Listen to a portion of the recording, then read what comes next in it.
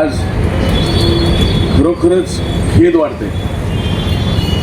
अख्ख्या महाराष्ट्रामध्ये सोलापूर शहरामध्ये सगळ्यात जास्त लोकसंख्या कोणाची आहे तर आपल्या समाजाची, लिंगायत समाजाची.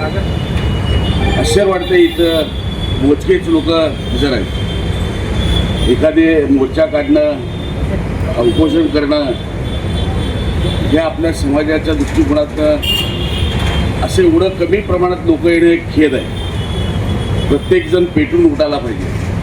तर प्रत्येकजण नाव घेतले, हे पुतळा ते पुतळा जळे, लोकांच्या कशाला नाव घेत आहे? आपलं बघा ना, आपण काय आहे हे बघा. आज आपल्या सोलापूर शहरामध्ये अशी परिस्थिती आहे की आपलं समाज अस्तित्वात आहे की नाही असं वाटतंय. खरोखरच प्रशासनाला नाव ठेवण्यापेक्षा आपले ते जे पुढारी आहेत, जे समाजाचे प्रतिनिधित्व करतात, त्यांनी हे धुरा अंगावर घ्यायला पाहिजे.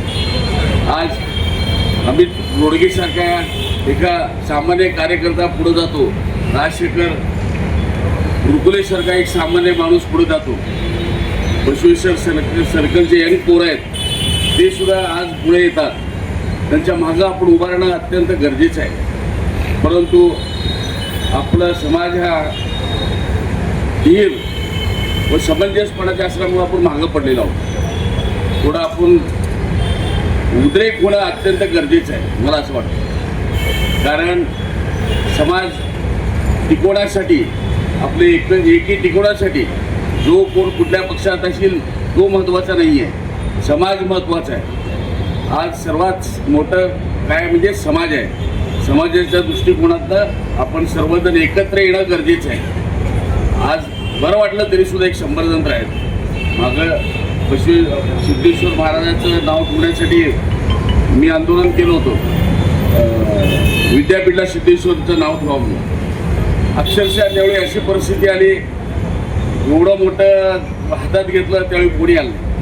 ठराविक आम्ही 5-25 लोकच मिळून काम केलं. खरं आपलं त्याचं नाव लागलं गेलं नाही. लागायला पाहिजे होतं, खरं लागलं गेलं. बसवण्णा हसते त्यांनी पण